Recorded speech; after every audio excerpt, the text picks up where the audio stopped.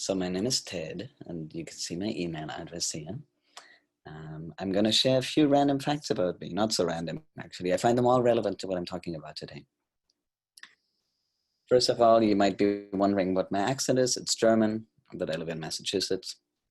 I'm living right now, I have been for the last 8 years, I think, in an intentional community of around 80 people. That is relevant because that is a trend that I see in this movement.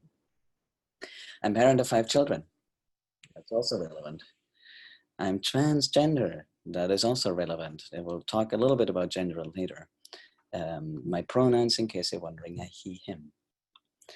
I'm also co-founder of the nonprofit Sociocracy for All. We're only almost 4 years old. We have 110 members worldwide. Some of them are here, many of them are here actually, and around 4 to 5 people on staff. That is changing right now. So I don't know what the absolute current status is because it's a decentralized organization. You never know what's actually happening elsewhere.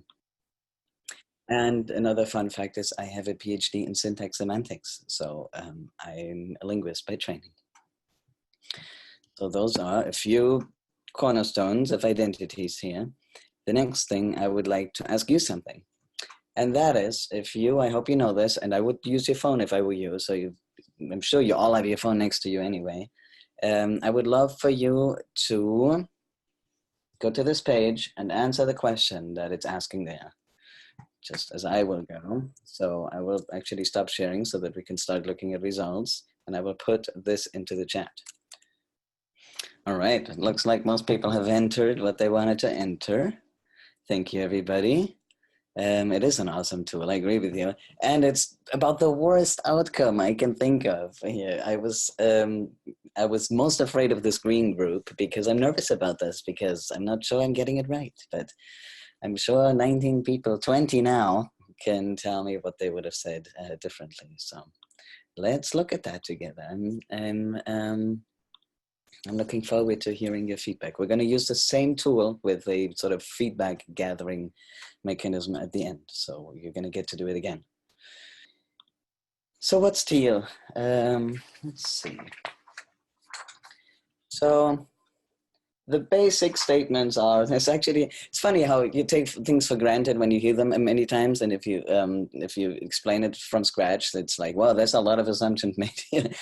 So the one assumption is human consciousness evolves. The other one is that not only happens throughout somebody's lifespan, but also throughout time, right? So throughout generations, human history.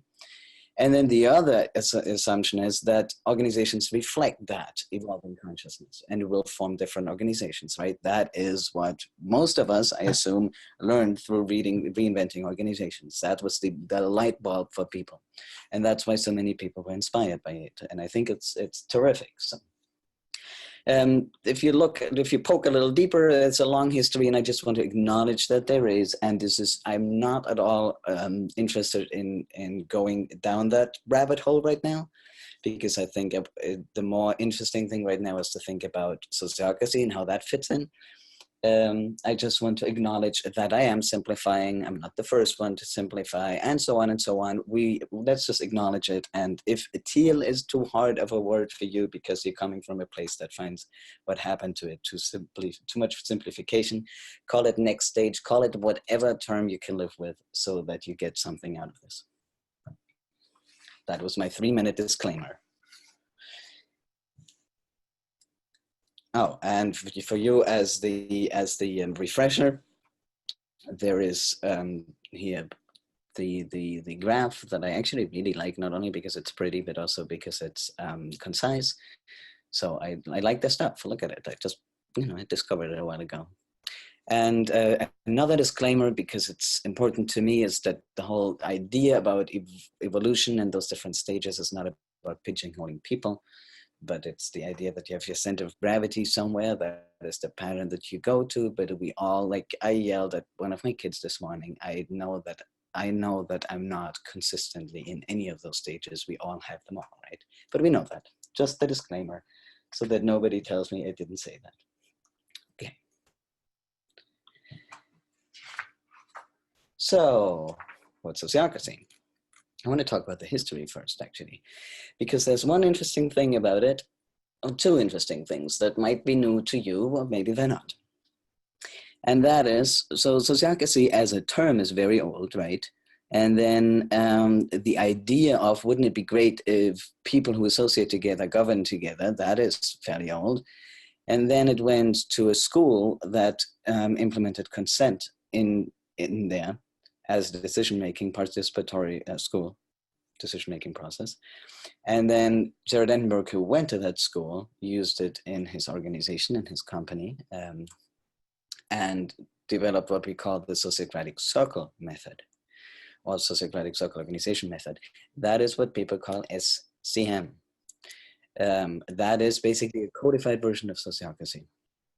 And it was building on natural systems and cybernetics and the Quaker decision-making. It was brought to the English-speaking world by John Buck and Sharon Belaines, We the People. And since then, a lot of things have happened. So there was Holacracy that has strong roots in sociocracy and all kinds of other spin-offs. And we are Sociocracy for All, ourselves a spin-off, and we see ourselves very much in the SCM tradition. But we are open to all kinds of flavors because, and that's the interesting thing, sociocracy really we see as an umbrella term. There's, you can have worthy discussions on whether Holacracy is a sociocracy, and I think one could make a point, but I have some tensions around it. But the idea is that sociocracy is a larger umbrella, and that is what we reflect in Sociocracy for All, because for all, all right. The other, hold on, was there another thing I wanted to say? Yeah, just for those of you who like history of things, this was in the 1970s and 1980s. So that was when, for example, spiral dynamics wasn't even written, right? I mean, all the ideas were already somewhere floating around, but still, anyway. So next, what is sociocracy as a definition? This is the definition that I like. So we have circles and roles with authority in their domain, and this is decentralized. So this circle will have authority in that domain, and so on. Those circles are linked so that we can know what's happening in the other circles, and it somehow forms something coherent, like an organization. Decisions, at least policy decisions, are made by consent. I'm going to talk more about other forms of decision making in a bit. Consent is defined as anything that does not harm the aim or the shared purpose of any given circle. One interesting thing, because I know some of you have some foot in Holacracy, is that we also select roles, people into roles by consent. So it's not just appointed. We use rounds a lot. Rounds are very simple. I'm going to talk about them later too, but rounds are simply talking one by one, right? And that's sort of a default way of talking, which is interesting when you learn it new, but one really gets used to it. And another one that has been with Sociocracy from the start is the commitment to continuous improvement towards the aim. All right. I'm breezing through things. So, and now I'm going to start to slow down, because now we're getting to what we really want to talk about. And by the way, I already knew when I put the title in. Actually, nobody gave me a hard time about it. I was surprised about that. But is sociocracy teal is kind of a provocative way of asking the whole thing. What I wanted is make clear this is an exploration. There's a question mark at the end. I wanted teal in there so people know what I'm referencing, because I knew it would speak to people, and sociocracy in relationship to that. But really, yeah, it's already the question to me has some issues, but that's okay. So what I want to say is something like, the sociocracy support a mindset perceived as the next stage, or whatever that word is that you prefer. That would have not been a very sexy webinar title. So is sociocracy teal, or how teal is sociocracy? Seemed like a better idea. And you're all here, so apparently it worked. So those are the three things that we're going to look at: self-management, evolutionary purpose, and wholeness. And there is, of course, because everything is very flexible and fluid, no set definition of each of those. But what I'm going to look at is, so self-management.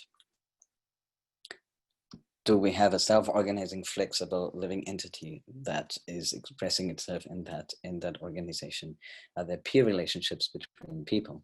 And is it decentralized decision-making and transparency of how the organization operates? That is one of the areas that we're going to look at.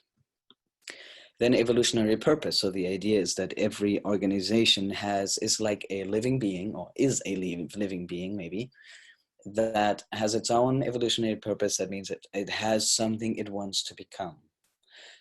Just like individuals might have a calling, organizations might have that too, and that might change over time, how they express that. So they have a life of their own. So instead of declaring what should happen, it's more about listening what wants to happen. That is floating as one of the definitions of a teal organization. And then there's alignment between individual purpose and organization purpose as one of the things we look at. There's the topic of wholeness, striving for wholeness. So how that expresses itself in organizations is bringing your whole self to work. So not wearing a mask kind of thing. Yeah, we'll talk about it. I'm just gonna give you an overview right now. The other one, so the bringing your whole self to work is more wholeness on an individual level, but there's also wholeness on a systemic level. So how can we not leave out entire pieces of the whole system that we're in, for example, also the ecological system, other groups, and so on. So we are part of a context in an organization as the organization. So that reflection of that is interesting in wholeness. And then just keeping the collective in mind. So practices to reconnect, keeping your ego in check, because that will be at odds, right? A strong ego will be at odds with a collective consciousness, and just overall basing how you operate on trust. So those are the basic concepts that I want to look at. And I hope you're all taking notes, because as I'm speaking, I'm already waiting for the feedback. So take notes so that you have it down later. Okay, so let's look at the first one, self-management. Let me do a quick time check here. I think I'm good. Okay. So, does sociocracy self-organize, have peer relationships, and have decentralized decision-making? So this one is the easiest one, because to me it's a clear yes on all accounts, but let's look at it. So there is, and by the way, comments in the chat are always tricky for presenters. Yes, though. Okay.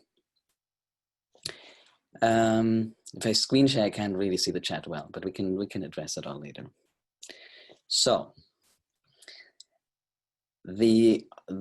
all of those, it's almost too trivial to talk about, because that is what sociocracy tries to do. So there is a strong emphasis on self-organizing. You can build, you can form circles wherever you want to. You can do it locally, so nobody has to be asked for permission. So if this circle wants to form a subcircle, they just go do that. And if a subcircle wants to form a subcircle, they just do that. So there is no higher whatever or central whatever that is guiding that. So it is really the fractal nature of that was an original intent of sociocracy. The other one is that it was deliberately, intentionally a system that to support peer relationships. So one shortcut of sociocracy is no one ignored, so that nobody can be left out, because everybody is equal, and therefore everybody needs to have a chance to be heard. Sometimes people take that for everybody can just walk around, decide everything, which is the next point. That is not what sociocracy does. But we're equal as in we have equal value.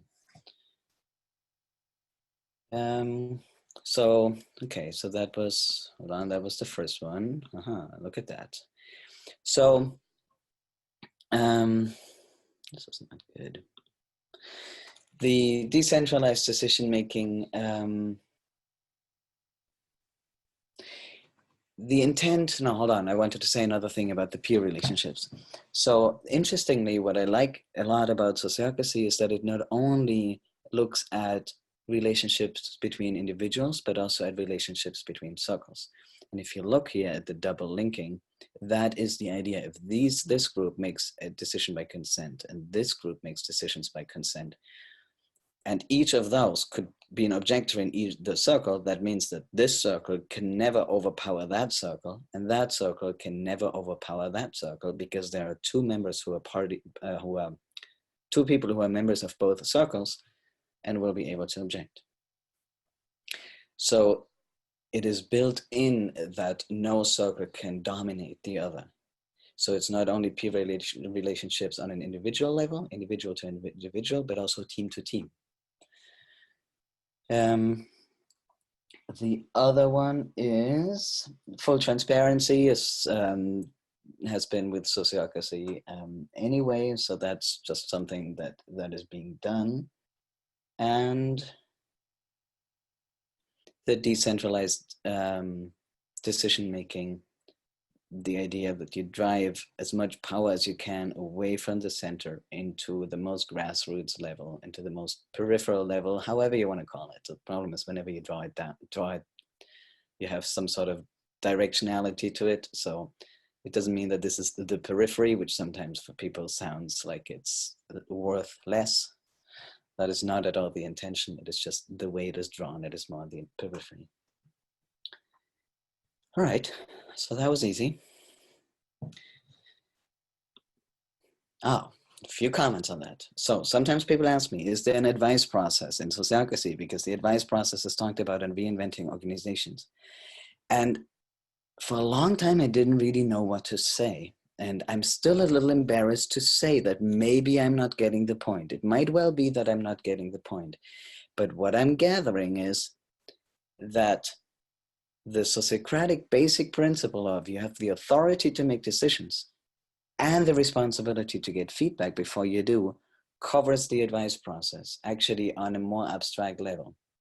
So because this not only applies for people in roles, it also applies for circles making decisions. It applies to anybody making any decision. And it's not codified how many people you have to ask and for what.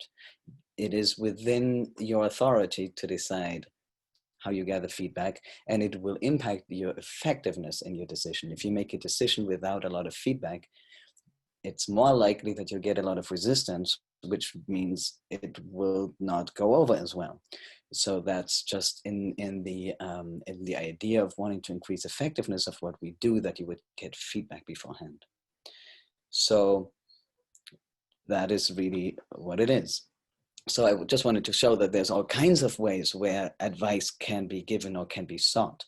So this is a slide that I use in my training, reminding people, if you're in this circle, there's all kinds of support you can get. Go ask people, go ask individuals, go survey a whole organization, form a helping circle to study something, form a sub-circle, ask your parent circle, ask your sibling circle, do whatever it takes to make a good decision. So the advice process, yeah, is in there, but that's only one piece. So that's where things are a little at odds with each other. Or maybe it's just the umbrella, I'm not sure. All right. The other one is also a big topic always, is there hierarchy in Sociocracy? And I typically say yes, but there is a hierarchy of domains and not of people. We're not putting people into slots that then dominate others, because we're building a system where no one person can dominate another. But the domains are different. So for example, if I went back, actually, do I have a picture? No, I don't. So if now this circle has a subcircle, let's use this one, then this will be a subdomain of this domain. So people can be in that circle and in that circle and in that circle. It doesn't have to do anything with people and where they are. It has to do with what the circle has authority over, which piece of the overall work. And that is clear, but I'm going to talk about that later. So I would call that natural hierarchy. There is there are subset relations between entities. So simplest example, I know that sounds oversimplifying, but if you have a circle in charge of a house, there will be a circle that they might form a subcircle that is in charge of the basement.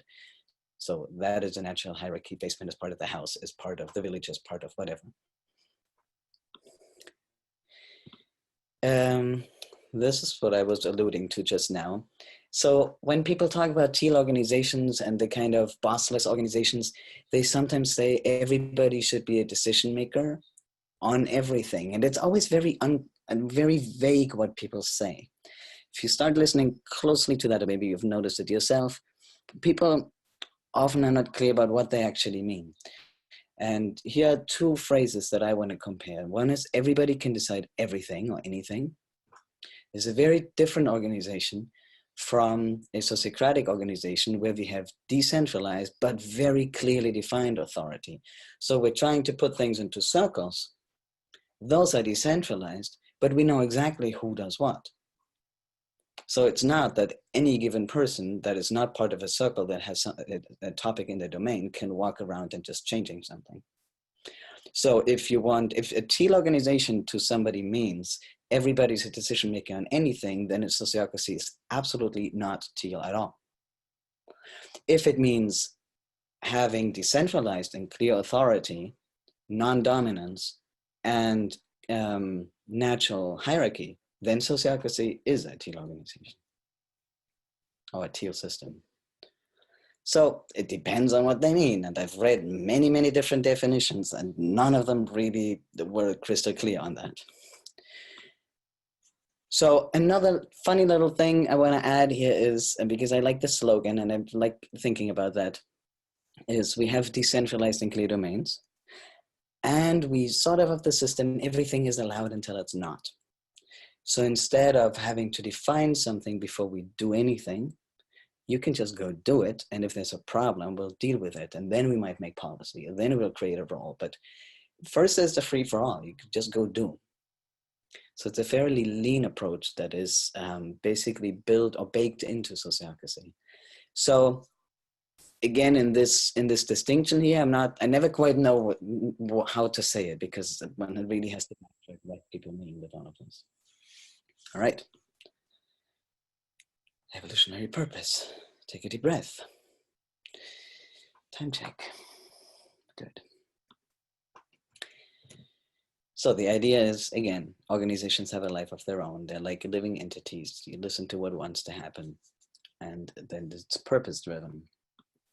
So what does that mean for sociocracy? What can we find there? And one thing I want to mention is that explicitly, the aim of any organization can be changed just as the mission can be changed. So that's an interesting point. So really, even the mission is basically just policy on an organizational level that can be changed. So if an organization evolves over time, for example, if Sociocracy for All realized that in order to achieve our mission, we would have to do something else than training and doing webinars, we'll do that. And if we see that our mission is fulfilled in 15 years, when everybody is really good at having equal organizations based on equality, then we'll just go out of business and do something else, or our organization will evolve into something else. And that all is very possible in sociocracy. Nothing is ever cast in stone.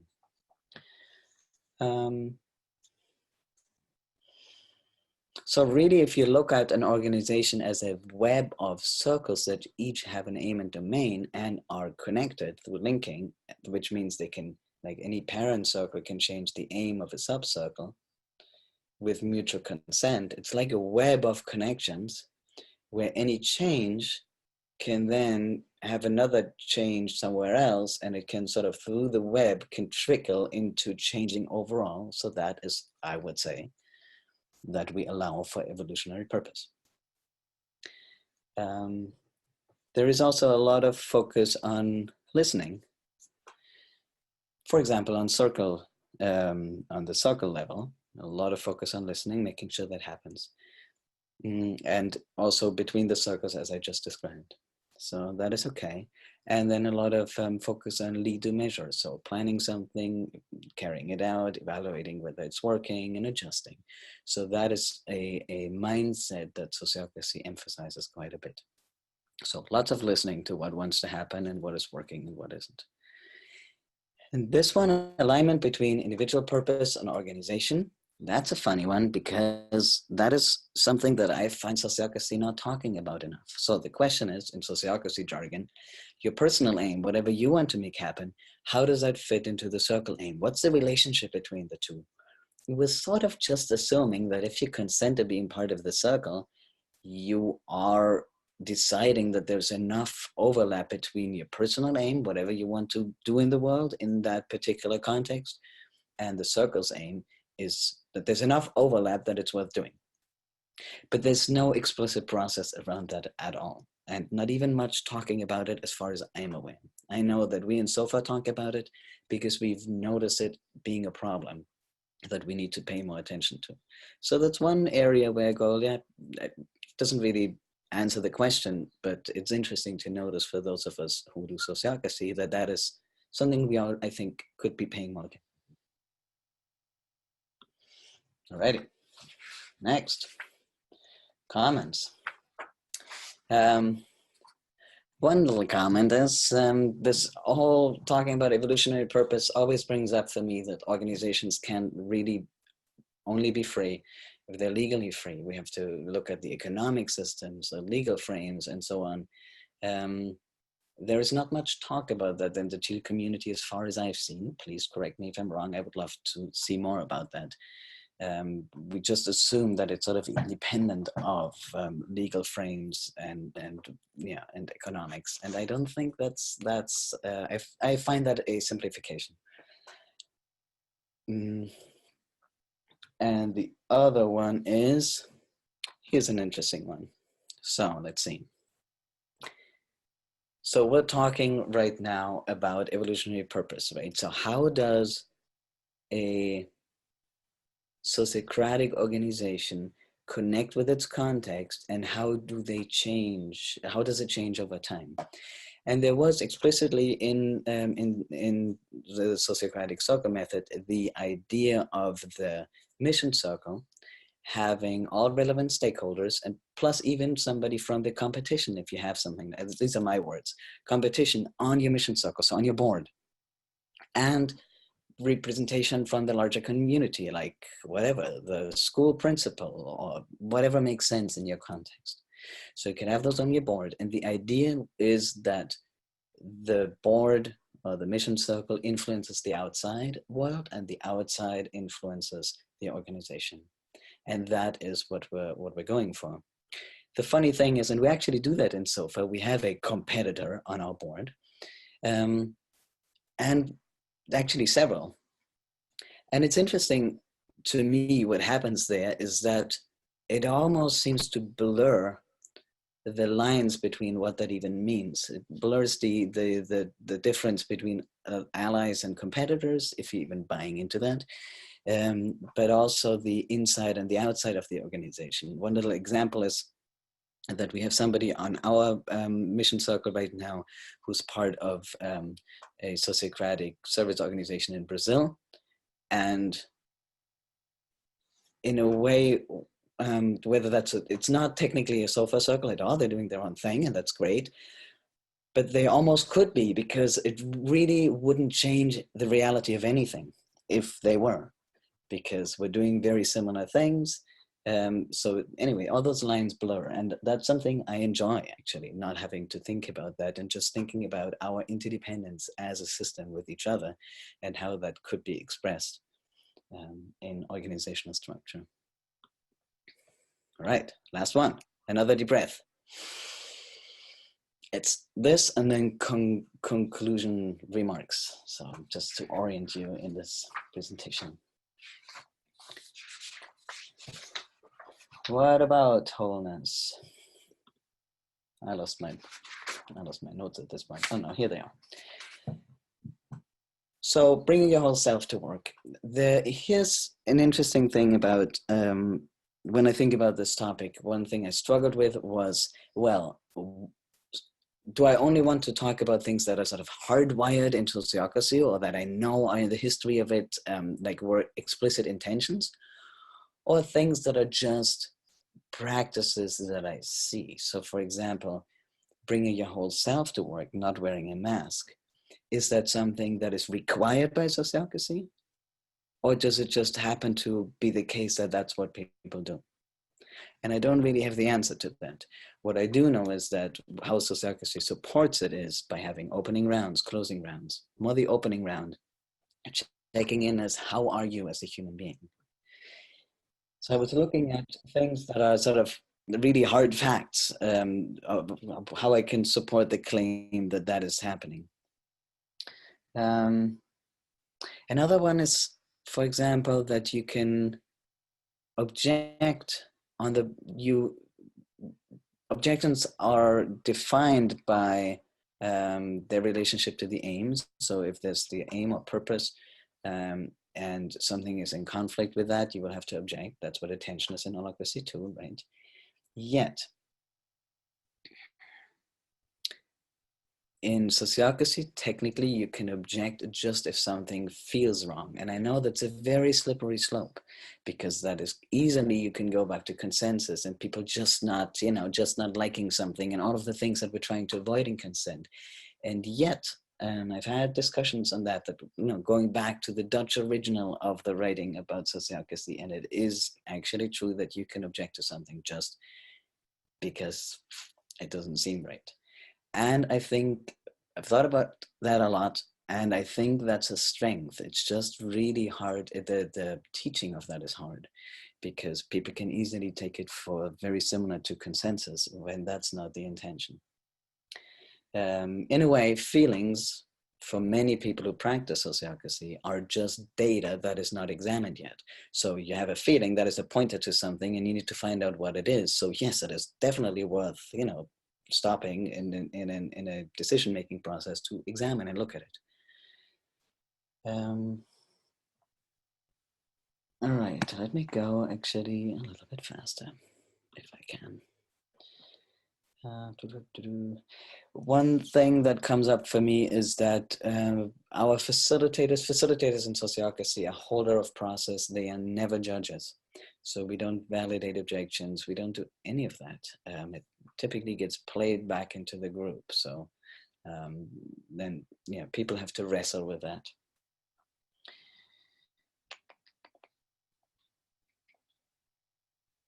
I've already talked about outside experts on the mission circle. That for me has to do with interdependence and wholeness of the organization in its wider context.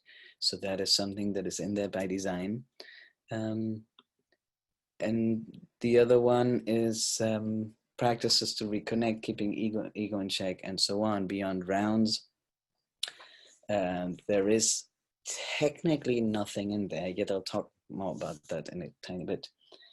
So let's go actually to that. So there are common integrations, what I call integrations, to sociocracy. Many people combine it with permaculture, and even more people combine it with nonviolent communication, because they go so well together. So I have a hard time sometimes even separating those two, because that's how it's being practiced. Trying to be true to the webinar title is Sociocracy Teal. I'm trying to sort of put that to the side, that the whole communication piece is also there. That is part of the picture, but not technically part of the question today. So that is one thing to keep in mind. But how that plays out, for example, is that we have in the community where I live that runs sociocratically, we have one interesting piece of policy. That's one story I want to tell. So there is a big discussion always about pet policies in intentional communities. If you don't live in an intentional community, that's probably hard to grasp. Just believe me, it is a problem. And it's about how, for example, how many cats can roam and be outside killing birds, pooping into the sandbox kind of thing. One piece of policy that we have in this community is, besides an arbitrary number of capping the number of cats is that if you get an outdoor cat, you have to go talk to your neighbors and the bird lovers of the community. That doesn't mean that they can stop you, but it means that you have to be aware of the impact that your decision has on your surrounding.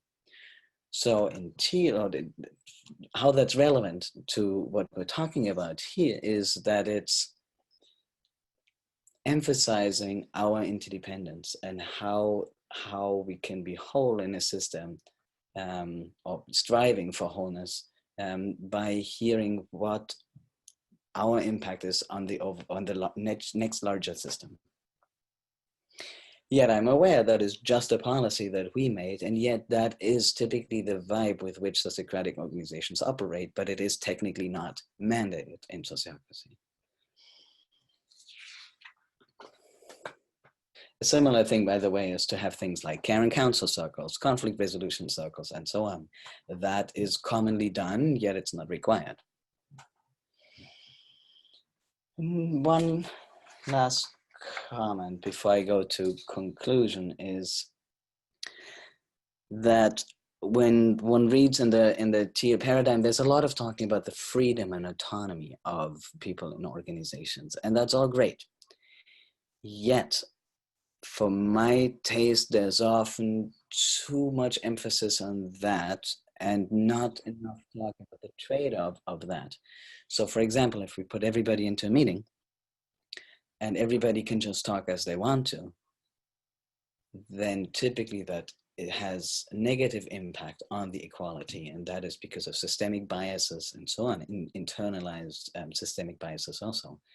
So one example that many of you have heard me say before, but I just find it so important, is around gender. So if we have a group, a mixed group for gender, then what I hear people talk about a lot is that, you know, that it's, if we're all equals, we all just talk, it's all good. Yet that is typically not what happens. And that is what concerns me in all the talk about freedom and autonomy and not interfering and loose structures.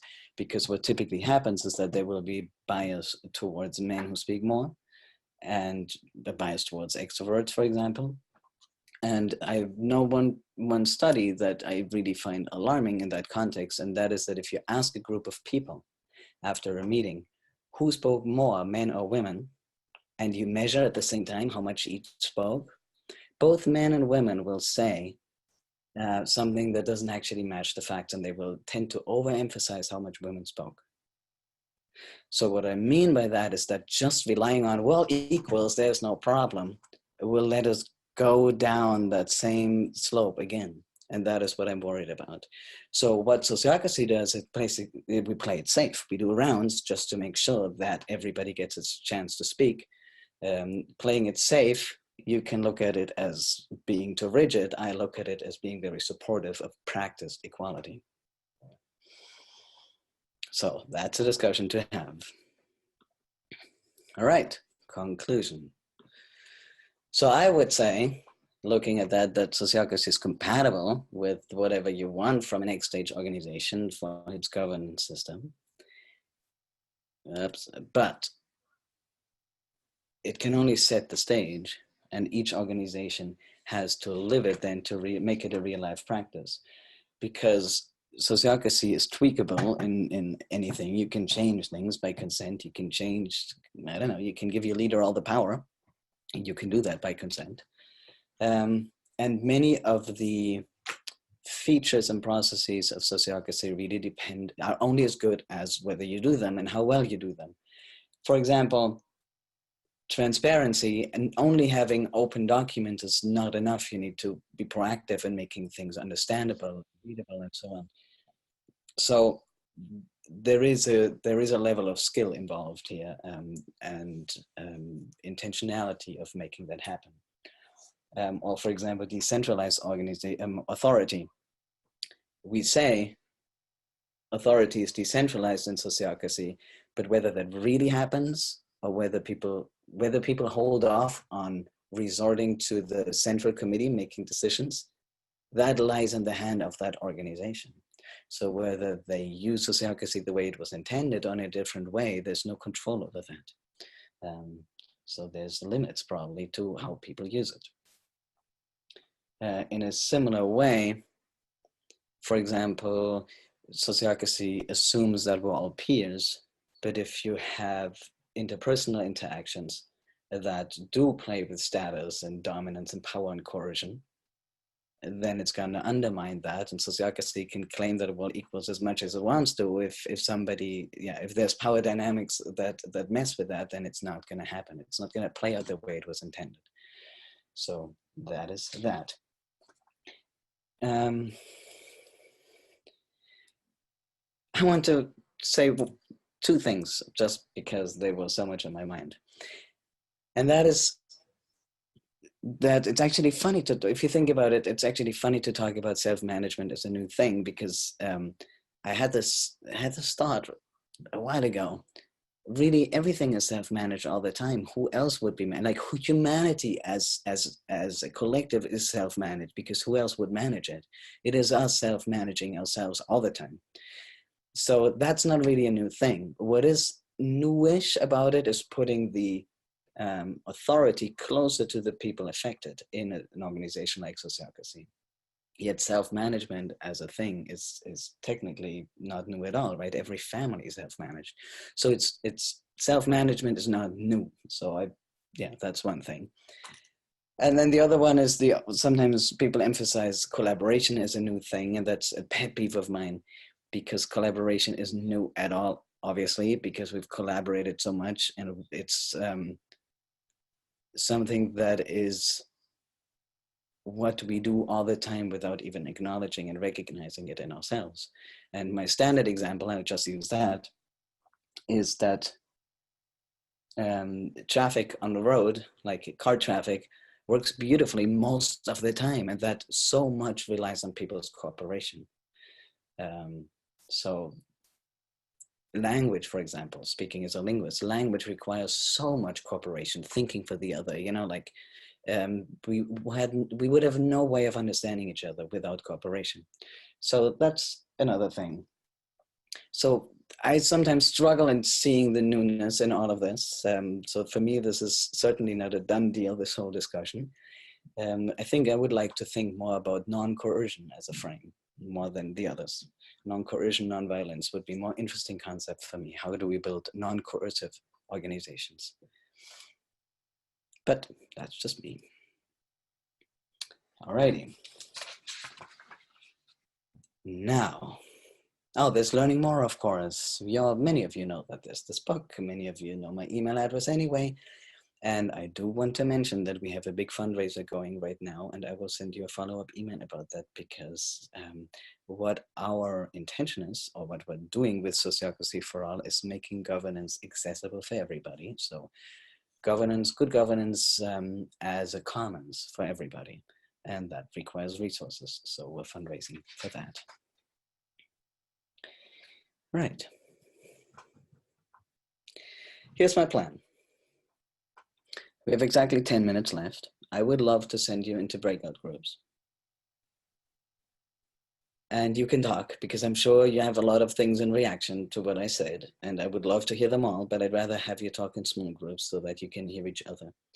And I know it's sometimes funny when you send 4 people who don't know each other into breakout groups, then it's this funny awkwardness of who facilitates, and I'm hereby making the executive decision that the youngest person in the room facilitates. Just figure out who that is. Everybody says their age, more or less. And then the facilitator starts around answering the first thing. What is bubbling up for you in response to the presentation? If you talk 1 minute each, you'll even have a time for second round. What is bubbling for you in response to what has been said, I'm sorry about that, in round 1? Another minute each. That, with a little bit of time to settle, brings us to 10 minutes. What I would love for you to do also, as soon as I've activated the second slide, which I will do, you can go and submit some sound bites, either during the breakout groups, or if you're not planning to do breakout groups, then you can just do it now. And if you want to, in 10 minutes, you can just come back in the main room and we can look at the responses and talk some more. Or if your breakout group is terrific, just stay there. I was planning the whole thing thinking, you know, like I'm not going to call you back. Because if you hit it off, that is what wants to happen. So that's my plan.